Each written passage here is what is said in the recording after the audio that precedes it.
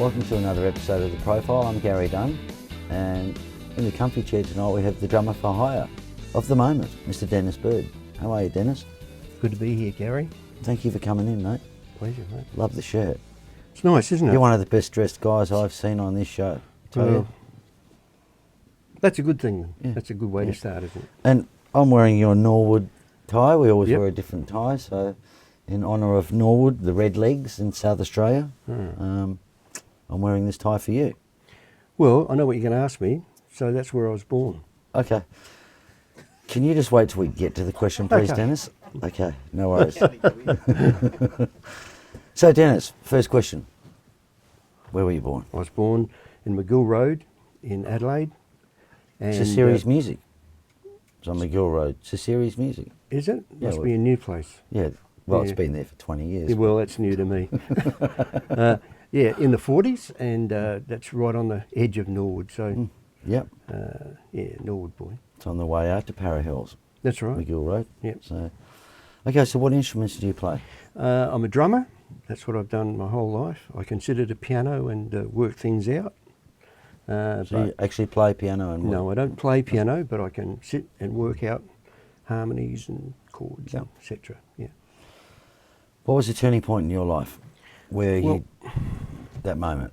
Well, Yeah. when I went to primary school, at where we went in was Wellington Road back in those days, and people from Adelaide will understand that. Wellington Road got changed to Portrush Road, but I went to the primary school there, and each morning there would be a young kid come out and play a drum, and that drum would be a marching drum, and kids would go to their class. I always wanted to be that drummer. The drummer. That's where it started. And I'm going to jump here big time. And a few years ago, I went back to Adelaide with my wife. We're going past that school. I said, that's the school that I went to. And she said, well, we should call in. I went, maybe you're right. So we call in, we're walking around the yard, and a lady comes up and says, excuse me, who are you, you know? And I said, oh, I just used to go here, and, you know, this is where I started school. So anyway, they say, this lady says to my wife and I, come in. So we go inside to her office, and there's a photo up on the wall of a kid playing a drum. And I looked at it, and she said, oh, yes, we used to have a school band here, and blah. And I said, that's me. And she was like, what? Wow. And then she said, would you like to see the drum? Oh, wow. So I went down and had some photos taken with the drum, and that's how it all started. Wow. Yeah, amazing. What a story. Yeah. Fantastic. You first played in a band at age 13. That was 1962. Yeah, well, I was only a kid, and I don't really remember the band, but I can remember the first gig. Right, the first gig was one of the guys in the band's uncle or somebody had a party. All right, so we go to play, and it was such a big deal to us. We knew 6 songs. So we got there and we played the 6 songs, and we thought it was fantastic. So we went again for the second set, played the same 6 songs. It gets to the third set, we do the first song, and a chap come up to me and said, hey boys, come here. How much you getting for tonight? And we very proudly said, 10 shillings. 10 shillings, mate. And he said, great. He's pulled his wallet out and he said, I'm going to give you £5 to stop. That's how it started. So I nearly was not even in this business. Yeah, I was so disappointed. Yeah. 1966, The Impact. Obviously South Australia. Do you remember who was in that band? Oh, or? mate, The Impact. If you lived in South Australia in that time, you'd know who The Impact were. Yeah. Paul Cowie, fantastic singer. A guy called Jeff Kluke. And Jeff Kluke, these days, if you saw his resume and all the famous jazz people he's worked with all over the world, right? He was the bass player, fantastic musician. George Bunya now hangs out with, you've interviewed him here, with Pete Williams. Oh, he hangs right. out with Yeah. Pete Williams Okay. in New Zealand. Fantastic band. Matter of fact, that band used to go across to a place called Whyalla in South Australia. I know that place. You know Whyalla? Yeah, And we used to go over there about every 3 weeks. We used to fly over. And it was only last year that Alan McCowett came up to me and said, I have to tell you, we used to go and watch this band called The Impact, right? And whatever you played was our song list. Yeah, it was a very good band, Impact. Yeah. And while it was such a small place, so... And not only that band, how times have changed, that band on a Saturday night, we'd do 3 gigs on a Saturday night. Yeah. Perth in the 80s, same. 1969, Cannery Row. Cannery Row. I joined this band called Cannery Row in Adelaide. Yeah. Sorry, it's just the way it's written here. And I'm not going to say anything about that either. Oh, okay. All right. Yeah. You could have typed it. I could have typed it. Ba-boom. Where is that type thing you had? Yeah, so Cannery Row was, the so-called supergroup, the Adelaide supergroup. You know, every city ended up having a supergroup. But for me, it didn't last very long because they were playing very poppy music, and it just didn't last that long. But yeah. You moved to Surfers Paradise and joined a band called The Trick, 1970. Yeah, great band. I love The Trick. Surfers Paradise, we worked at a place called the Skyline Room at the Chevron Hotel. Yep. And actually, memories come back. I remember Lindsay Wells from here had a band called Healing Force. Yes. And I remember about the first or second night we played, when I joined that band, Healing Force were on as well. And every time I see Lindsay, I remind him of that because they just sounded so good. Blew me away, that band, Healing Force, yeah. So that was a great gig in Surface, yeah. And Sydney players from Sydney. Okay, yeah. And then you came to Perth in 1971. You stay in Perth because you came with The Trick, yeah? Yeah, came over to work at Pinocchio's. Yep. Probably one of the funniest moments I can remember in my life happened on the way over here to Pinocchio's with that band. Yeah. Was that a Damon Circuit thing you were doing? Yeah. So we're driving over here, and it's the first time we've come over this way. And back then, from Ceduna through to, I suppose, the border was all dirt road. All dirt road. Yep. Anyway, we've come out of Ceduna, and let's put it this way. Some of the guys in the car, it wouldn't have been me, but some of the guys in the car had been smoking funny cigarettes and stuff. Wouldn't have been me. No. But anyway, we come around this corner and we see men in uniforms, and this looked like an arm across the road, and cars being stopped. Well, we freaked out straight off the side of the road, got rid of stuff out of our suitcases, clothes and things, right? Yeah. And we were freaking out. So anyway, funniest moment. So we come up and we drive up, and here's these guys in uniform. We drive up, wind the window down, and a guy put his head in and said, "Have you got any fruit to declare?" Yes. I am not kidding. We just got out of the car, and I couldn't stop laughing. I still laugh every time I think about it. Did you drive back to get your clothes? No, we just kept going. Yeah. Yeah. Pinocchio's, yeah, great. We came over and worked at Pinocchio's. Yeah. And you joined a band in Perth because you stayed in Perth called the Roll Band. Well, what happens there is... who was in that band? What happened was... You're leading me. So what happened... I'm trying my hardest. So what happened was...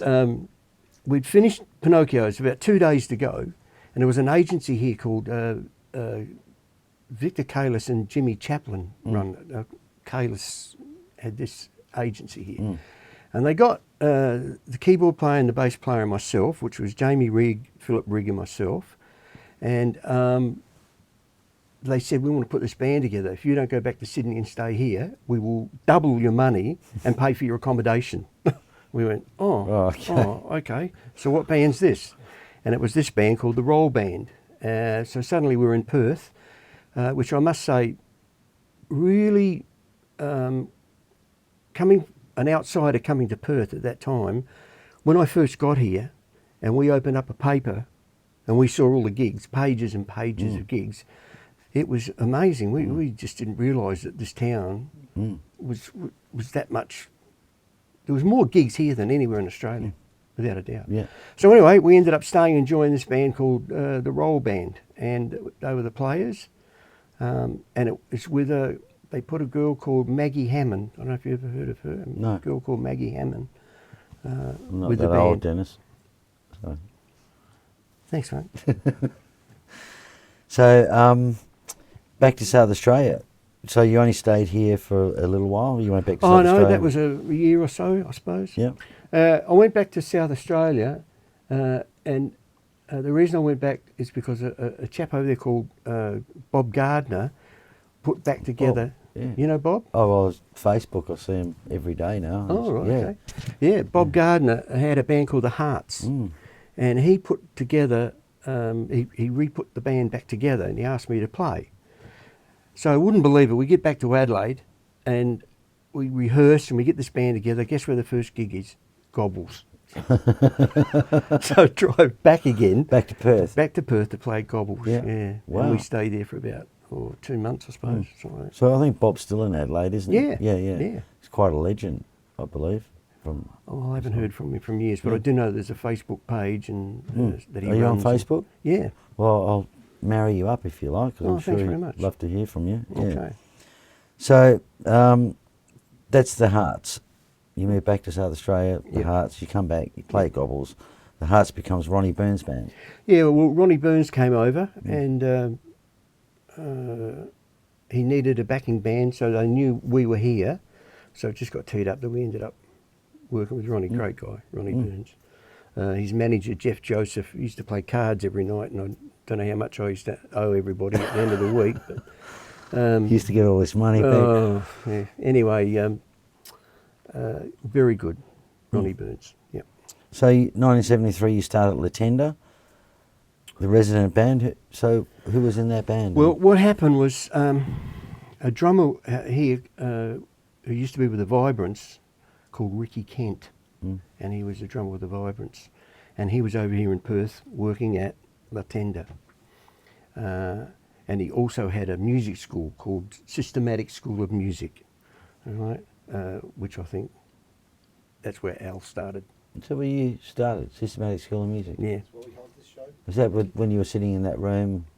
That's the moment. Oh, that story, okay. Yeah. So, We're going to have to interview you one day so we can learn a bit more about that. so Ricky Kent asked me if I want to go to Latender, because I think he was going to England, and that sort of changed a whole different direction for me. So Yeah. suddenly bands and that, suddenly I'm working in a place where I'm back reading music and shows are on, and it's a different genre whatsoever, you know.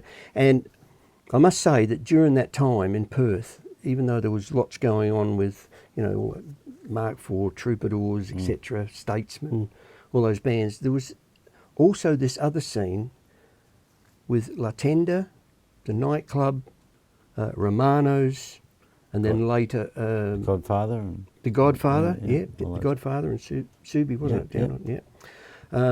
I got in at 15 years of age. in Did that you? place, yeah. Anyway, that's another Yeah. story. Yeah. And then later on, I think it was the Civic. Max Kay had a place called the Civic. Yeah. So there was this real healthy scene. And in those days, we used to, Latender, we'd play from Tuesday night through to Saturday night, and then Sunday there was always a function of some sort. I can remember being on a Tuesday night at Latender, and we go out in the band room, and just to let you know how times change, on a Tuesday night, we were concerned because there was only 100 people there on a Tuesday night, you know. Amazing. On the weekend, you couldn't move in the place, Yeah. you know. But yeah, I was very lucky to join that band. It was John Giannetti, Marie Giannetti, and it started off with Murray Wilkins, bass player, and then Ken Harwood ended up playing. Murray went to Romano's. Very good band at Romano's, by the way. Now, Sammy Pizzata, Bruno Pizzata, yeah. Ray Walker, Yeah. Murray Wilkins, and sometimes Jimmy Cook used to play Yeah, there as yeah. well. Yeah, very good. All band. legends in Yeah. Perth. Yeah. 1974, you go back to Queensland. Why? What happened was Jamie Rigg had an offer to put the band back together, a show band for the beer garden, the Chevron Beer Garden. Now, if you've been to Surfers Paradise at all, I don't know if you. Yes, The beer yes. garden was a famous. Yeah. You know, every afternoon, you know, hundreds of people would be there on holiday, and the show would go on in the afternoon. Yeah. So they wanted a new band in there, so I went over and I took with me Jimmy Cook. Okay. Yeah, Jimmy Cook. You Yeah. know Jimmy, yeah, saxophone yeah. player. Not with us any longer, but fantastic musician. Mm. Actually, can I tell you a great Please. Jimmy Cook story? Yes. One time we were working at La Tenda and Ricky May was on. And it's about 10 minutes before we go on, the show goes on, and we had 3 front line and a rhythm section. Ricky comes running into the band room, looks at everybody's feet. Jimmy, give me your shoes, I need your shoes. And Jimmy said, what are you talking about? He said, I've left my shoes at the darn hotel. Jimmy said, well, these not going to fit you, they'll fit, they'll be right, please. So he talks Jimmy into giving him the shoes. So then the show starts, all right? So Jimmy is up on the stage, and we had music stands with covers at the front, so no one really couldn't see. Bare feet or something. So blow me down. Ricky May, this great opener he had, and he comes on walking as though he's a cripple because his shoes are just, and no one knows why, but he's, you know, he used to start off with, hey, have you ever, and he's walking out. Anyway, he gets to about the 4th song, and he gives the band a rap.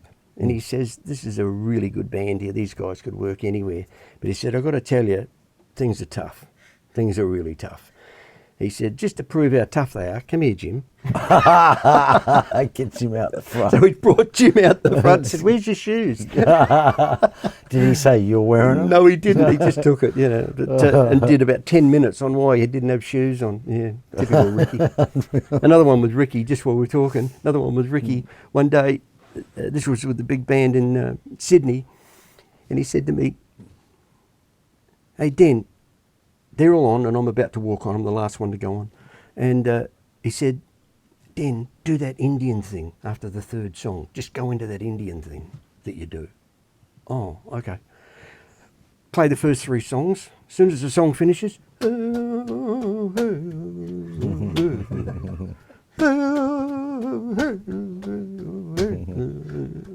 all the band, they don't know what's going on, so they're all looking at me. You know, they're turning music over going, are they supposed to be doing something?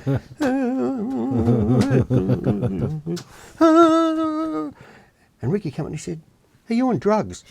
What are you doing? He did 10 minutes. He loves Ricky, like, yeah. Only doing Ricky that could for do him. it. Yeah. So 1975, back to Perth. It's like you were a yo-yo from one end of the country to the other. Well, there was this chap who owned La Tenda called Vince Tadaro. Yeah, there's that Michelangelo's or in Murray Street or something. Yeah. We came. This time we came back for Michelangelo's. Yeah, and we played there for about 6 months until Vince wanted us to go back to La Tenda, and we ended up going back to La Tenda. We didn't stay there too long, but during that time, Same band? Or no, same? different band. Yeah. New guys come in from everywhere. Yeah. Actually, I can remember remember the Reno brothers. Reno brothers. Yeah, yeah. Actually, Joe got married there while I was there. I Okay. remember that. Yeah. Hi, Joe. Yeah. Yeah. Back to La Tenda again. Back to La Tenda for 5 years. You know what's 5 coming years. up. This time we stay for 5 years. Who did you work with there? I mean, Ricky May, Fifth Dimension, Yeah. Tony Pantano, the Diamonds, Warren Mitchell, Yeah, Warren. Reg Varney, Reg Varney. Yeah. I'll Have You Butler, Yep. Barry Crocker. Barry Crocker. Yeah. So what did Reg Varney and Warren Mitchell do? Did they sing? No, actually. Did they talk? One of the most professional people I've ever met in this business was Warren Mitchell. Warren Mitchell was from the old school. He would never even get introduced. If the show went on at 9:20, at 9:20 he walked on the stage. So we used to have to get up there 10 minutes early and just sit and wait. And then no introduction, he would walk on the stage and he was away. What would you do? Till, because of a lot of English people would come when acts like he was on. So he would do all these jokes about different parts of England. Very, very good. There's a great story. One night he was working and there was a table for 2 at the front. and they're talking loud enough that it's annoying him. He stops his show and he goes over and he says, "Look, I'm really sorry. I don't want to be rude, but it's really distracting me. Do you mind if we could just, keep it down? I don't want to be rude." And he did it really nice and everyone clapped. So he goes back, continues on with his act. They keep talking. So he goes over and he says, "Look, I know when I'm beaten. Let me do the right thing. Can I buy you," what do you got there? Jug of beer. He says, "Can we get a jug of beer over here? I'll buy it." And the second the jug of beer came, he picked it up and just tipped it over the guy like that. Just tipped it over him like that. And all in the band, everyone went, "Oh!" I went, "Oh no, what's going to happen now?" And luckily, the guy was so embarrassed that him and his friend walked out. Wow. Just walked out. Unreal. Never paid the bill or anything, just walked out. Yeah. That could be a restraining order there, for sure, tipping things Yeah. over. Anyway, lots of great acts at Yeah. La Tenda. Really Yeah, good. great place. So you moved east with Ricky May. What were you doing then? Well, about, I can't remember, it was about the end of 79, 80, round about then. Ricky May won the Mo Award. Now, probably in Perth, it doesn't mean that much of a over big east deal. it was But in the East, massive, a Mo Award, Entertainer of the Year Yeah. is a big deal. And he won that. And I guess his price went up and more shows came in, stuff like that. So he could afford to have his own band. So we put together this band. And I was lucky enough with blow me down all the players around that I got this gig with Ricky May. It was fantastic. The band was great. Yeah. So you worked with Mike Walsh on the Yeah. Mike Walsh Yeah, show, did Hey Mike Hey Walsh. It's Saturday, a Yeah. midday show, because Ricky did all of those all the things. time. Yeah. Yeah. Fantastic experience, huh? Yeah. I was very lucky. It was a wonderful time. Yeah. So how long did that go for? A couple of years. Yeah. Yeah. Yeah. Worked everywhere, all over the place. Yeah. So you moved to Melbourne to perform at Picassos? Yeah, a place called Picassos in Melbourne. It used to be called The Crest in Swanson Street, In the city there? right in the middle Yeah, of the city. And a chap called Joe Pepperoni, a bit of a legend in Melbourne, Joe Pepperoni, fantastic musician. I have that on my pizza. Yeah, Pepperoni. Pepperoni, do you? Yeah. Yeah, that's his name though. Oh, okay. Yeah, Joe. So, yeah, the Crest was the latest place, I guess, in Melbourne. I stayed there for about a year, I think, but in the end I had to move because I never sort of saw daylight. Okay. Because what happened was the gig started at 9:15 or something and finished at 3:30 in the morning. Then we'd stay back and eat and drink and talk to people. Then we'd go to Lygon Street, and have a coffee and stuff, and then try and beat the traffic home. Get home, probably have another coffee, and then go to bed. Wake up, and the whole thing would start again. So I was not paying bills. I wasn't. Yeah, all I was doing was working at Wow. this club every night. Yeah, What a lifestyle, huh? yeah. So 1983 you worked in Darwin Casino, Right. Mindale Beach. Yeah. No, I went up to the Don first. Okay. I went to the Don Casino while they were building Mindale Beach. And I got there thinking that, this will just get me out of Melbourne for a while. I can just have a rest up because of, the long hours and everything. I'll do something different. And the band was great. Had a guitar player called Nello. Nello was from Melbourne, and he was over in Berkeley in American. Or he did all that Berkeley thing. The jazz thing. Oh mate, he's a very good musician. And I got there and I couldn't believe I was in Darwin with this great band. So I ended up staying for 18 months, couple of years or something. And then the new casino was ready. And something that didn't sit real good, still doesn't, is they asked me to be the musical director for the new place, and the other guys went back to Melbourne. They were all cool about it, but it didn't seem right that I was the only one they'd kept on. And that was What, you'd have Darwin musicians? no, come all in or interstate, just- all all interstate right. musicians. Yeah. Yeah. So I go over, and I remember that period was, I had players coming in from all over the place to put this band together and for the opening night for this show.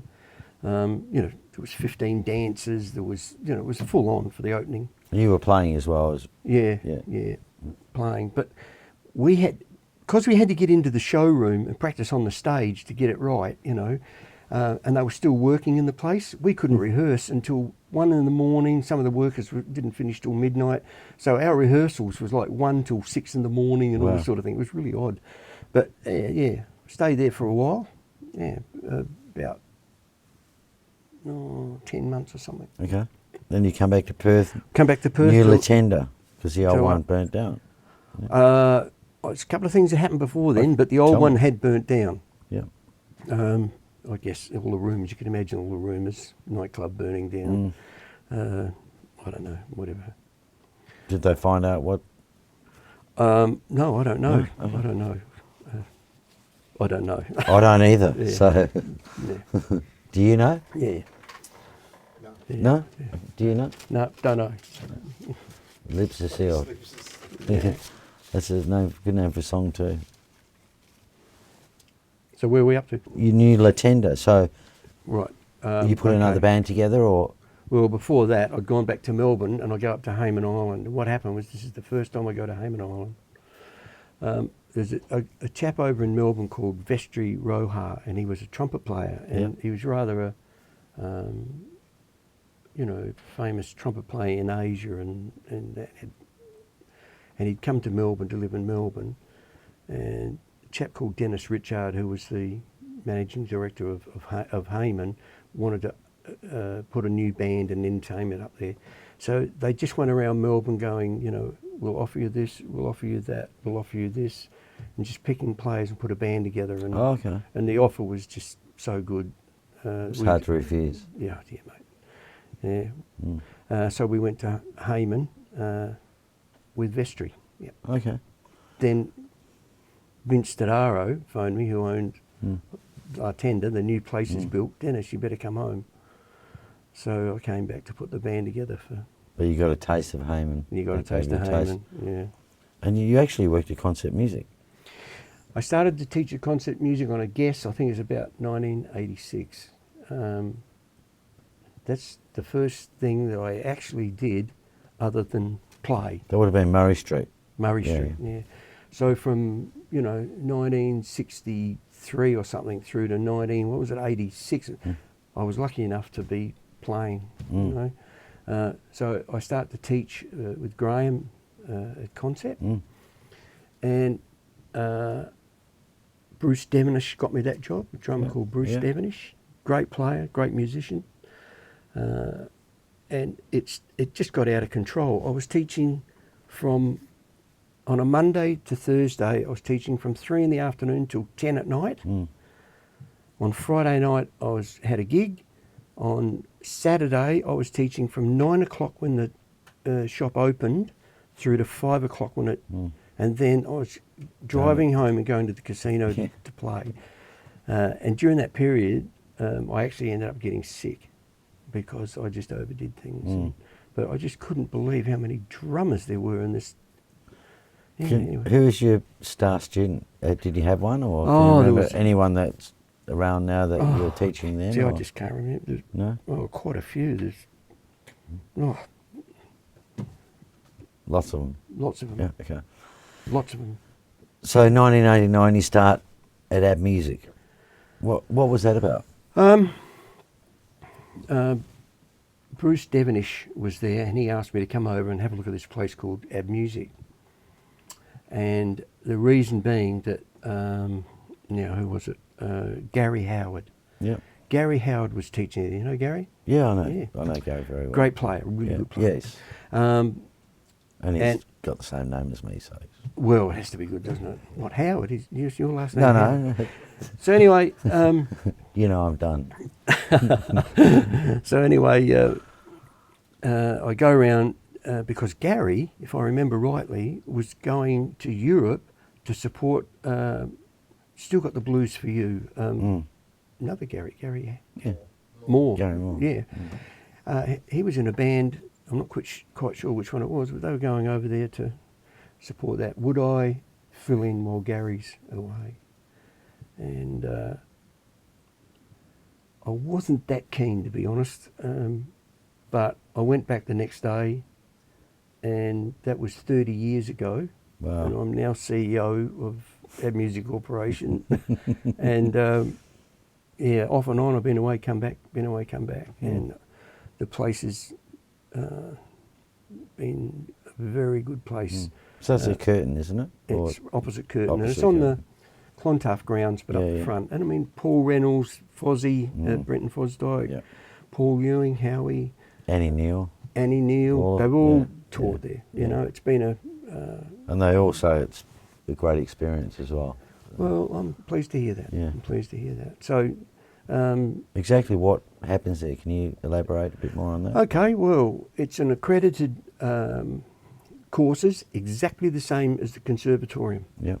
Same courses, same units, same Yep. everything, but it's for Indigenous people because I guess I don't want to get too much into this, but there's an Indigenous way of life. Yes. And over the years, I'm starting to, after 30 years, I'm starting to get a bit of an understanding of it. Wow. It's such a complex thing. And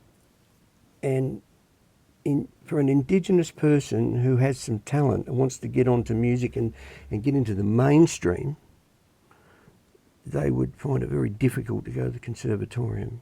Sure. Because culturally, It's they different. would be put into positions that makes them feel uncomfortable and stuff. Let's leave it at that.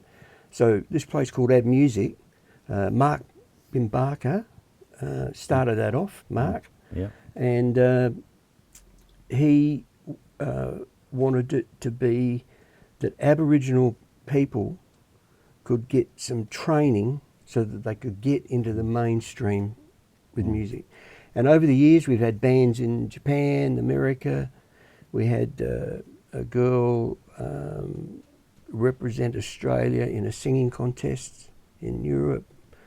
It's been a fantastic journey. And I guess I feel very pleased to be able to say that the amount of people that I meet after 30 years who come to me and say, Indigenous people come to me and say, Dennis, being at Abmusic has been the best time of my life. Wow. So, Fantastic. Makes you feel pretty good. Yeah, because I was at a funeral of one of our friends a little while ago, and I met Philly Warleystack, and he's obviously very much accredited, and or Mary G.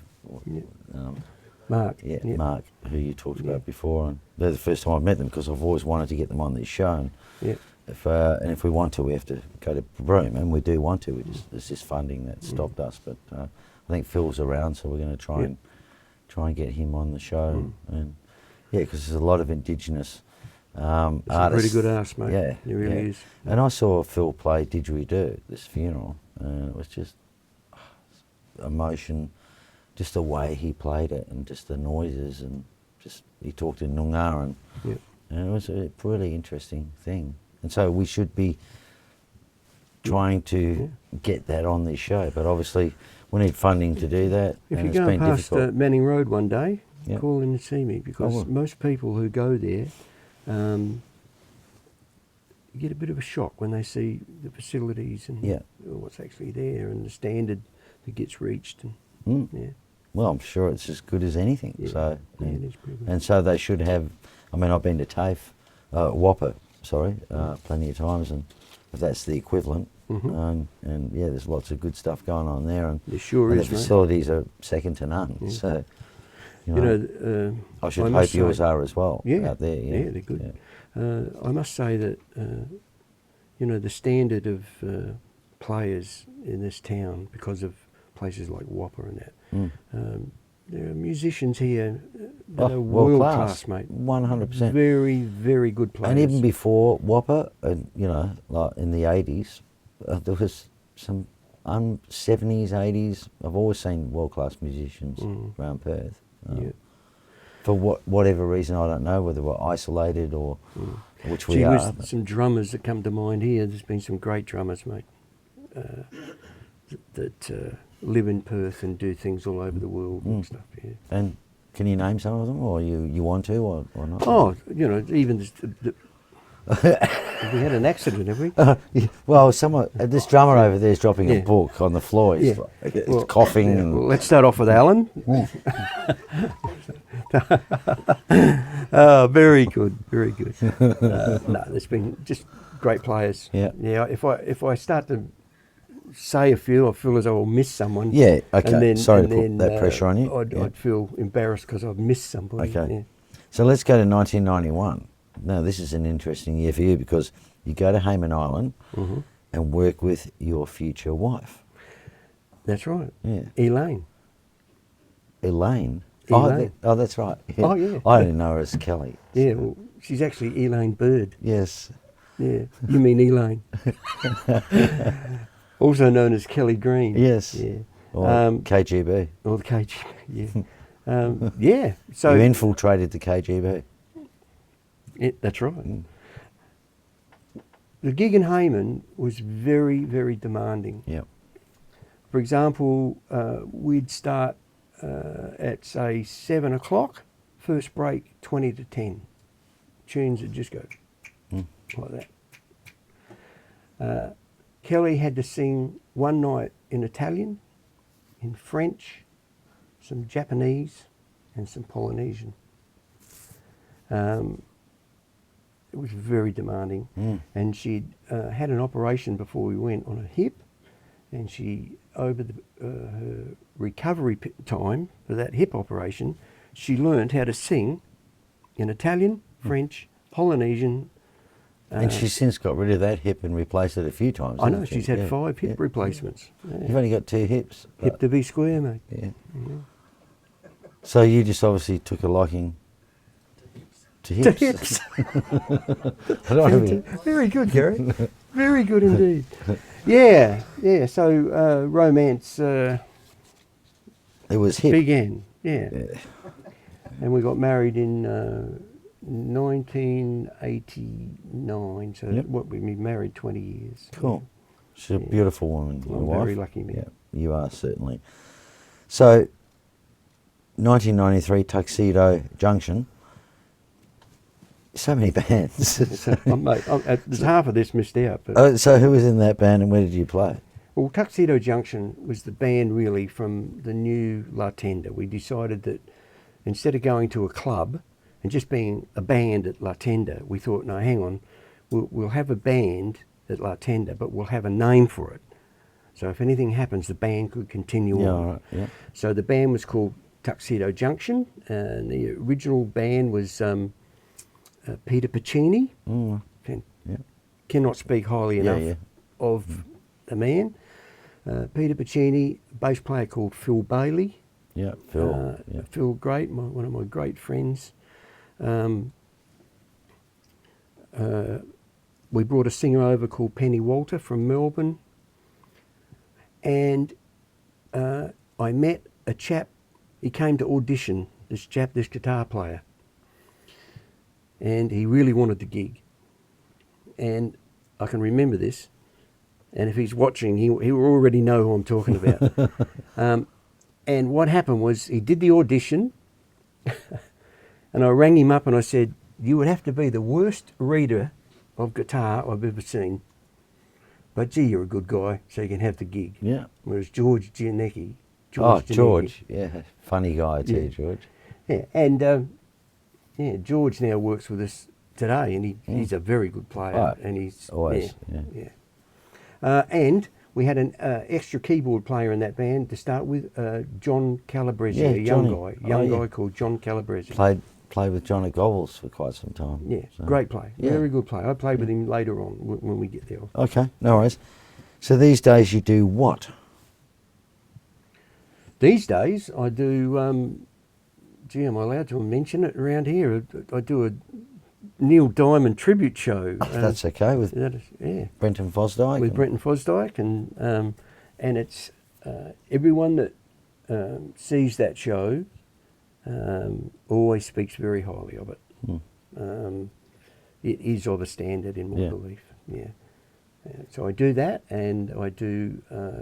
I play on Monday nights at the where you've joined us. You've come down to see the band, the Monday night band at the Great band. Mount Henry Tavern, which is Mike Nelson, Jenny Wren. It's another bird. Wren. Very good, very good. Another female singer, Kelly Green. Elaine. Yeah, Elaine, very good, Whatever. Elaine. Pat Reale plays bass. Brenton Fosdyke and Tony Restifo and myself. And Tony Restifo's the percussion guy, player, very good. Yeah, he's great. He's the only one. We keep announcing he's the only one that's worked in New York. Yeah, I got to tell you, the night that I came down, I'll come back. It was just, it was awesome because it was entertainment. I think Eddie Storm got up that night. Yeah, we have different people come in. Yeah, Whoever's in wants to get up. It's great. Yeah, it's really good. yeah. I'm not coming back because Brenton said to me, I've got to get on stage when I come back, so you might not see me for a while. Oh. So, you're known as a drummer for hire. You can write charts and arrange music. Is that one of the reasons everyone hires you, or what? Well, I guess it's part of the reason. Yeah. But look, when I was 11, right, this is something I forgot to mention. Yeah. When I was 11 and I was going to primary school at Flinders Park Primary School in Adelaide, on just up from Henley Beach Road, you know Henley Beach Road. They had this program that if a teacher saw somebody in the arts that was excelling, and I'm out there playing me drum and that was really into it, they could apply, to have this funding to have special lessons, etc. So once a week, I would be taken into the Conservatorium of Music at 11, and I had music lessons. Wow. And then every Saturday morning, I'd go in to the Elder Conservatorium and have a percussion and drum lesson with Richard Smith. And Richard Smith was a pretty famous dude in the classical scene, very good percussionist. We've got something going on here. Okay. Well, they want me to ask a question about George Harrison. Oh, You knocked out George Harrison. Can you tell me that story? I just think that I'm probably more well known for this than anything else. Well, I never knew you. Actually, I just heard this guy knocked out George Harrison, and it happens to be. Am I going red? What happened was, one of the times I was on Hayman Island, we went across to Hamilton Island just to get off the island for a day and go somewhere different. And going past one of the arcades, there was a men's shop. There was a pair of pants in the window, and matter of fact, they were bright red. And I thought how wonderful I'd look in these red pants.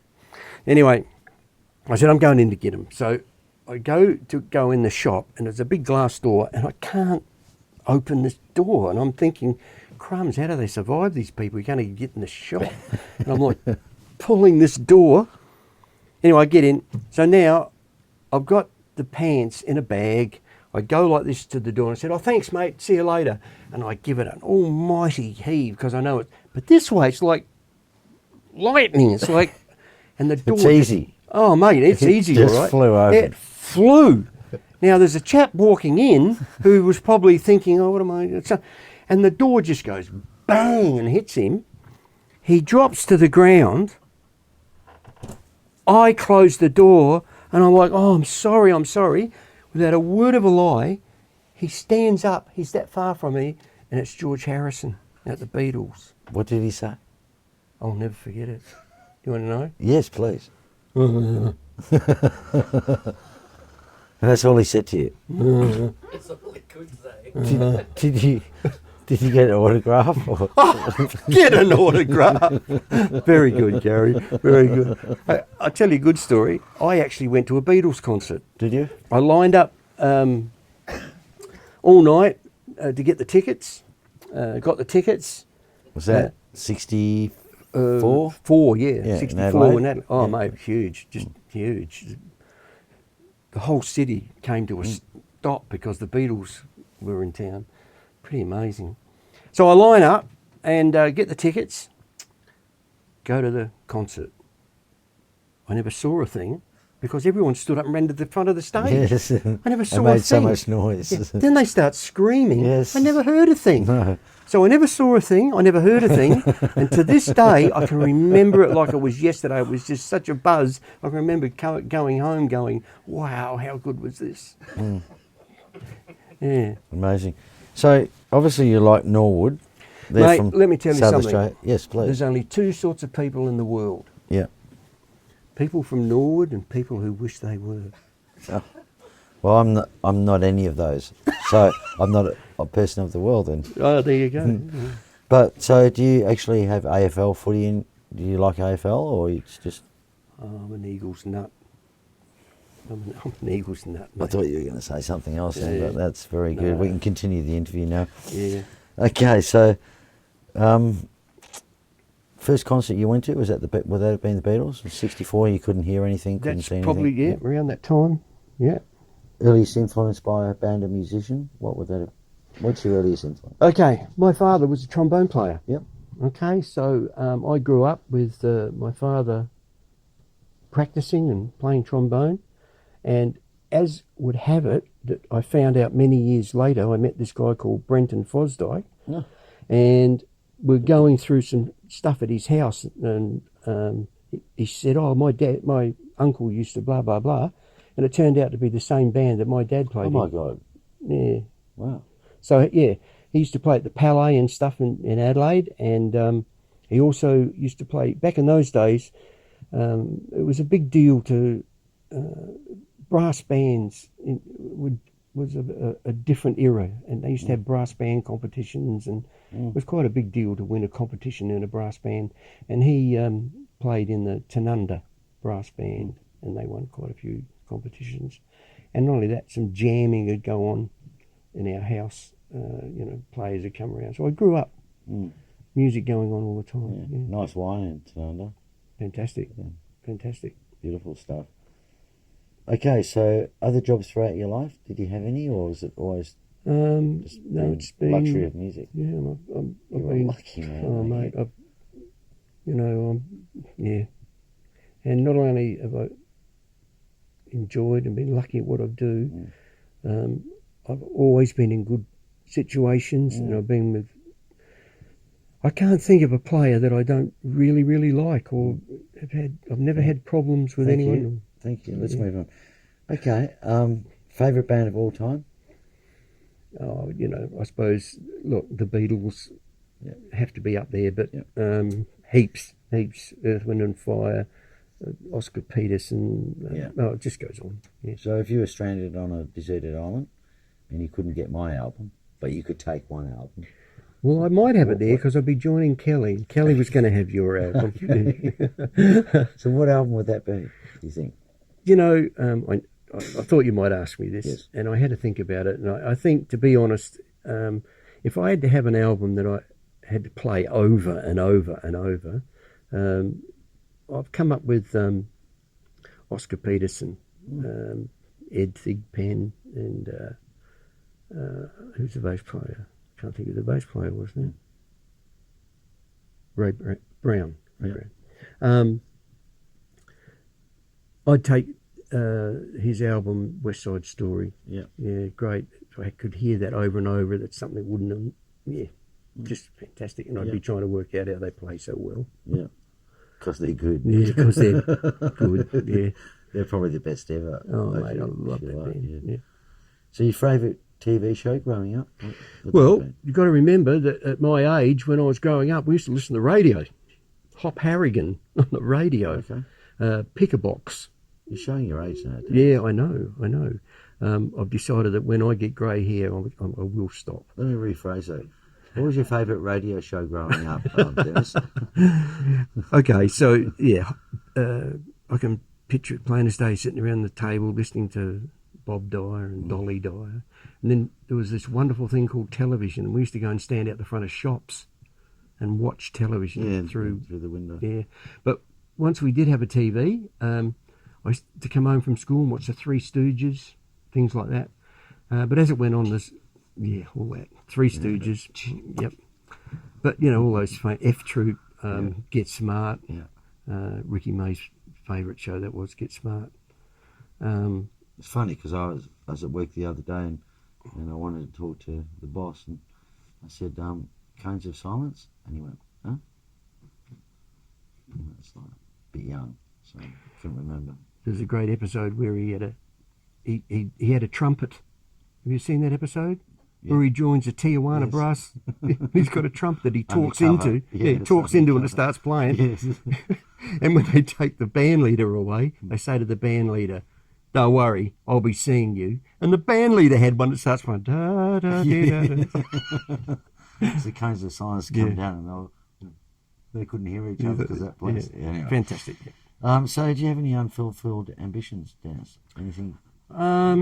Look, after being involved in music my whole life, and it's what I wanted to do from day one, I guess I'd be, it's been good. Been very lucky. Yep. Very lucky. And do you collect anything? No. No? No. What would you put on your gravestone? What round is it? It's actually round 4 coming up this week. Yeah. Oh yeah, very good, very good. Yeah, they did well. Except this show won't be on for round 12. Probably round 10 or 12. Yeah. We'll be 9-1 by then, I reckon. Huh? Oh, well, at least, mate. Yeah. I'm so glad you're an Eagles fan. You've just gone up. You know that the down in people, the people at the back of our house moved away, and some new people moved in, and not Dockers fans, are they? Well, Brenton Fosdyke came down to see us, and I said, "Come on, let's go for a walk up the shop." So we go for a walk around this way to go up to the shop, and I see these new people who have moved into the back of us.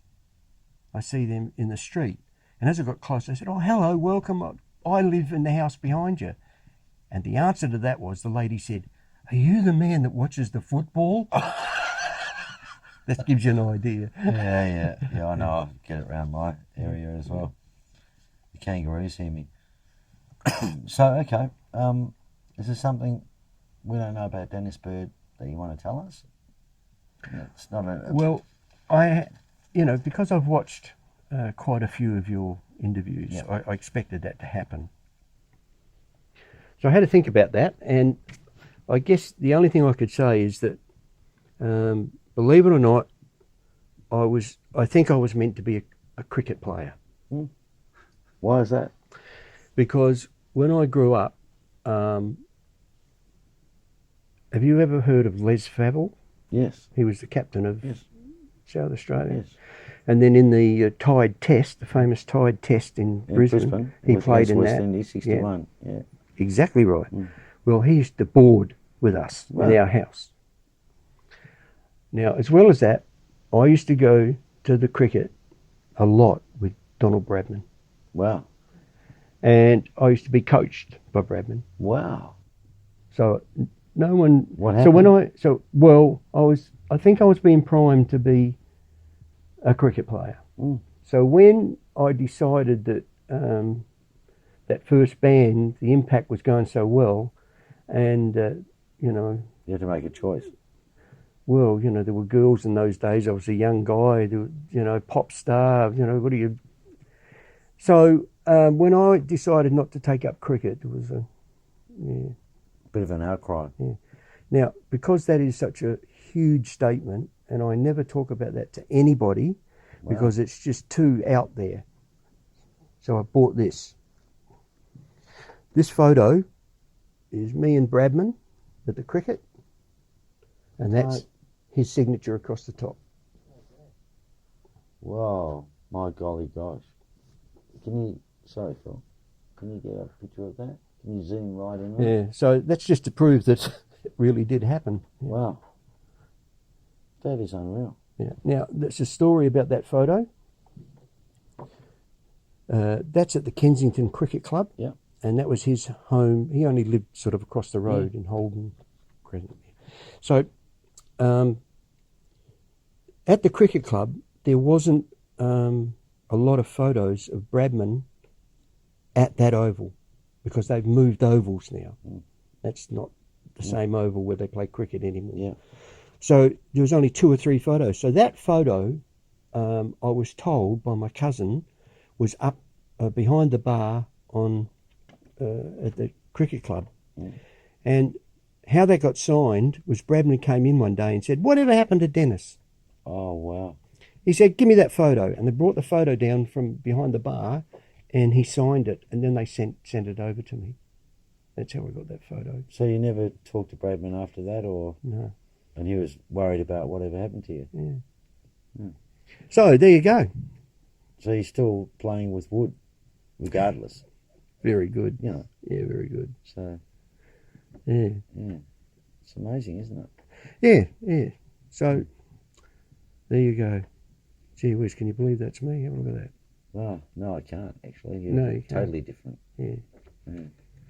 So there you go. Dennis, so interesting talking to you.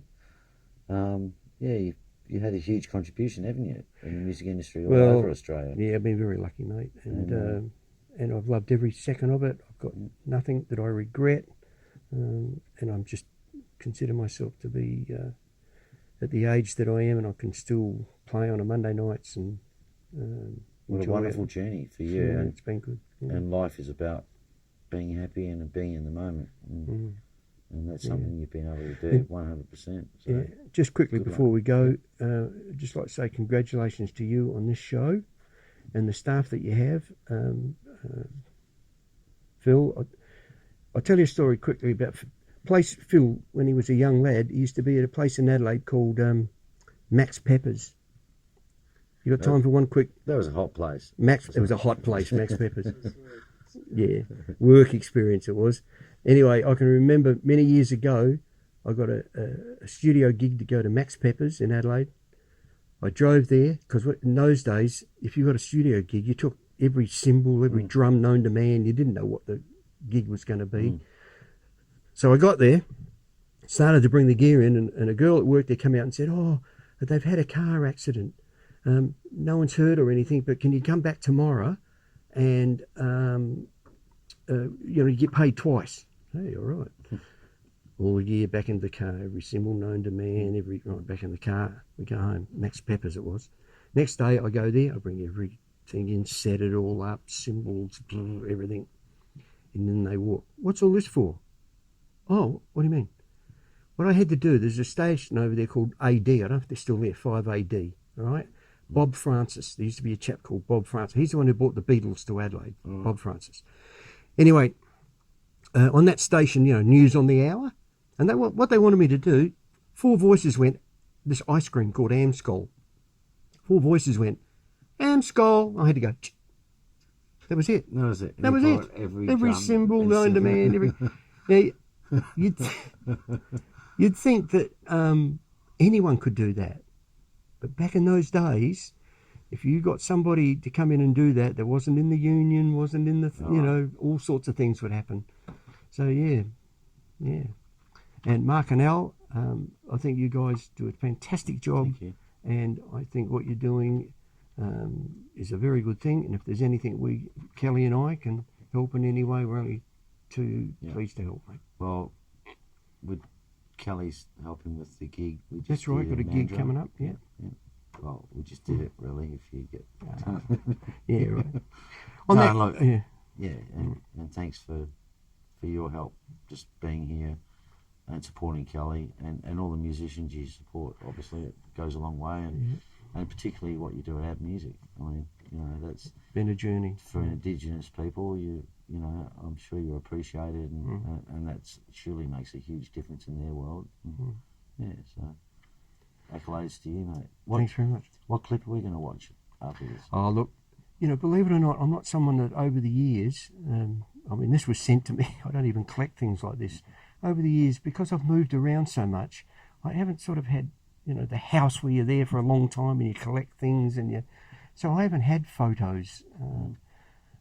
with all the years I worked with Ricky and all the gigs I've done with Ricky May, I only have one photo with Ricky, and I can't find it. I cannot find it. And the reason I'm looking for it is because Jenny Wren, she collects photos and she's been doing videos and collecting stuff from bands and Western Australia for forever. And she keeps ringing up and saying, where's that photo? I've actually pulled rooms together trying to find this photo. So I haven't actually kept a lot of stuff, you know, because I'm moving around. So we don't have a video of you? There's a video that was done. It's on YouTube, and it was just, I don't even know who did it. Someone did it on a phone about 2 years ago, and it's just doing the Neil Diamond show. And so there's a track. Just the Neil Diamond show? Yeah. You hear that, Brenton? Just the Neil Diamond show. Oh, very good. No, very good. No, look, thanks so much, Dennis, for coming in and telling us your story, and really appreciate it. No, thank you, mate. Yeah. Pleasure. Cheers. Thank you. Okay, Norwood, the Red Leagues for South Australia, but more importantly, WA for the Eagles. Dennis Bird, see you next time. Enjoy the clip. Thank you.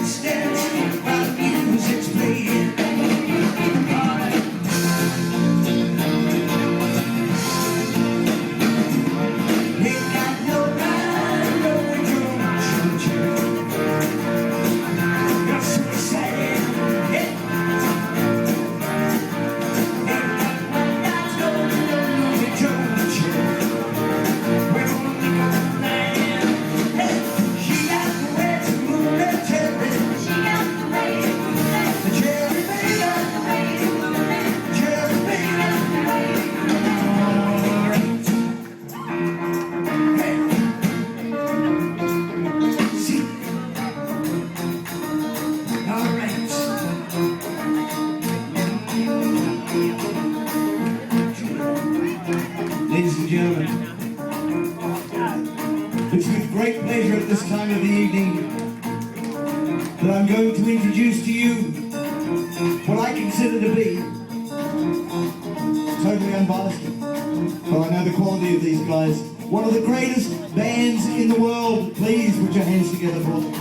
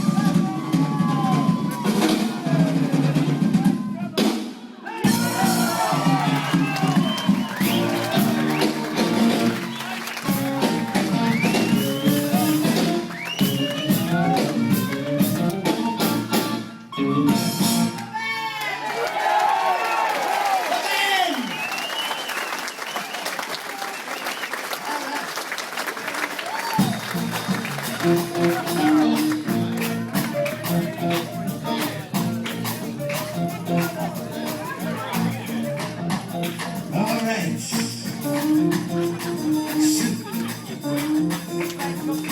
You check. No, we'll tell us so we're going. Girl, we'll do whatever we want to. We'll do Jerry. Jerry, baby, you really get to me.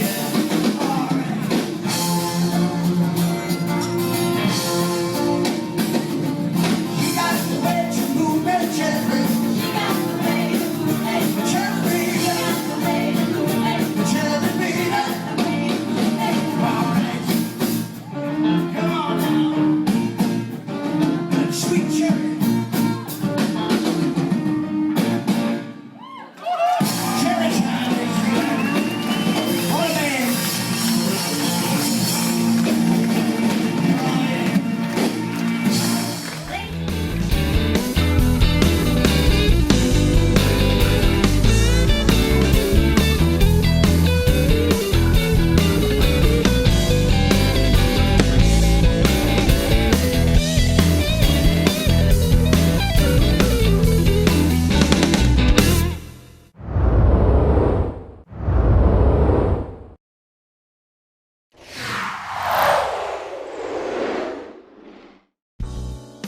At ProCopy, we can transfer audio to CD, make CD, DVD and Blu-ray copies, transfer video to DVD, Blu-ray or HD, digitize slides and photos and supply custom USBs. You can see more details at procopy.com.au or call us on 08 9375 3902 for more information.